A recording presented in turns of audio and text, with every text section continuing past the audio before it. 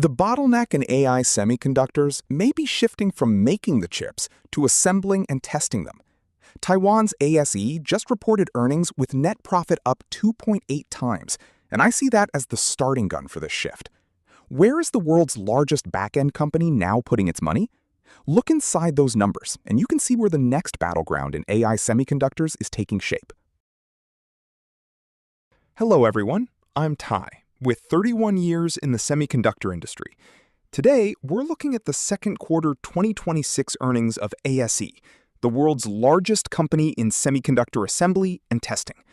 By the end of this video, you'll understand how to properly read that net profit up 2.8 times headline, why ASE is investing in a completely different place from where its revenue comes from, and how its relationship with TSMC is changing. Let's start with an analogy, as always. Imagine the biggest boxed lunch factory in town. Right next door, there's a famous star chef who cooks exquisite dishes. But no matter how wonderful the dishes are, they only become a lunch that customers can actually buy once someone arranges them beautifully in the box and inspects them for quality. The one handling all of that packing and inspection is this boxed lunch factory. Quality inspection at this factory has two separate stations. One is the team that tastes the ingredients before packing, picking out only the good ones. The other is the team that does a final check on the finished lunches just before shipping. The first one matters far more. If a bad ingredient slips into a premium lunchbox, the entire lunch has to be thrown away, and the loss multiplies many times over. Right now, this factory is flooded with orders. Its problem is not a lack of demand, it's that the speed of adding kitchens and tasting stations can't keep up with how fast orders are growing. So, the factory made a decision: pour a record amount of money into expanding buildings and equipment all at once.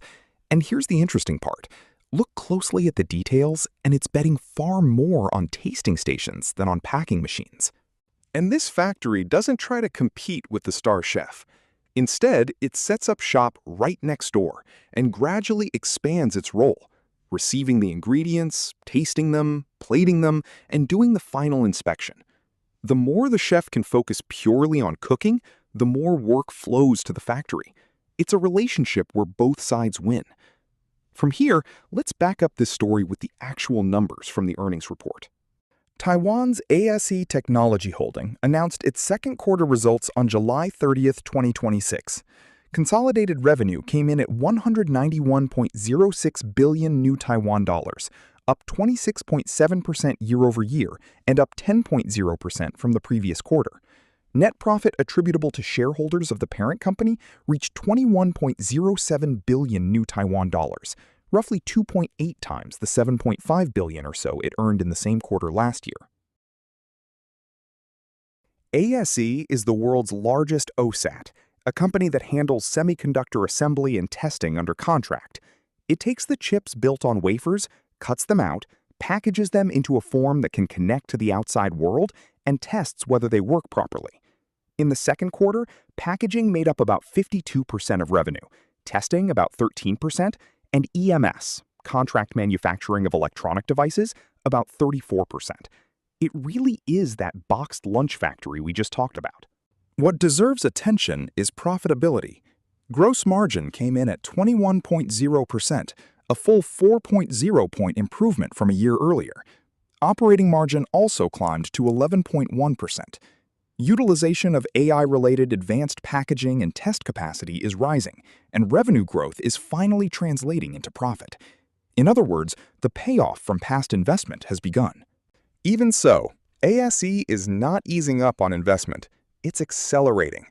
The company raised its 2026 capital expenditure plan from $8.5 billion to $10.5 billion. The breakdown? $4 billion for factories and facilities, $6.5 billion for equipment, and about 70% of that equipment investment is going to advanced areas, centered on AI. Behind the strong earnings, a record-scale investment program is running at full speed. Now let's dig deeper with a professional eye. First, that 2.8 times net profit figure includes 4.57 billion new Taiwan dollars of non-operating income. That said, core operating profit also reached 21.13 billion new Taiwan dollars, roughly 2.1 times the 10.19 billion of a year earlier. The ATM business, assembly and test, grew revenue 36.3%, with its operating margin rising to 15.7%. Even after stripping out the extras, I see this as a genuinely strong quarter. Next, let's look at where the investment is going. In revenue terms, packaging, at roughly 52%, is about 4 times the size of testing, at roughly 13%. Yet in the second quarter, equipment investment was $840 million for packaging versus $804 million for testing, almost identical. The tester count also jumped about 23% in 1 year, from 6,797 units to 8,348. Revenue comes from assembly, but investment flows to test. This asymmetry is the single most important takeaway from this earnings report. So why bet this heavily on test? The key is Wafer Sort, testing wafers before packaging. As of the first quarter, about 25% of AI-related advanced packaging revenue came from testing, and about 75% of that testing was Wafer Sort. This is where they pick out the known good dies, or KGD, before assembly begins. It's exactly the tasting before packing from our analogy. In AI semiconductors, where multiple expensive chips are bundled together, this screening step determines both yield and profit. And controlling Wafer Sort means even more than that. It lets ASE receive wafers fresh from TSMC's front-end process and manage everything in one flow, from screening the good dies to assembly to final test. This is where being located in Taiwan, right alongside TSMC, really pays off. No shipping wafers overseas, just receive them next door and finish the job immediately.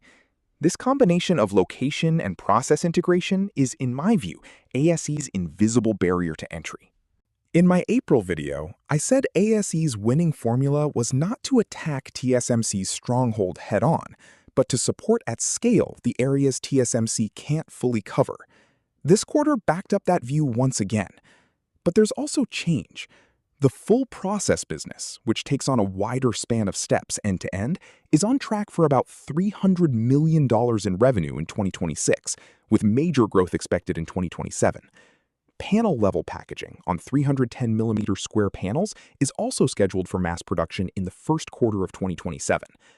While expanding outward, ASE is starting to step into the border zone with the stronghold itself. And what's constraining ASE's growth right now is not demand.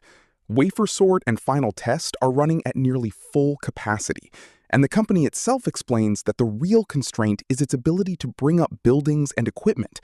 It's a race to see how quickly they can line up clean rooms, testers, and customer qualifications. The problem isn't a shortage of work, it's a shortage of boxes to receive it in. As problems go, it's about as luxurious as they come.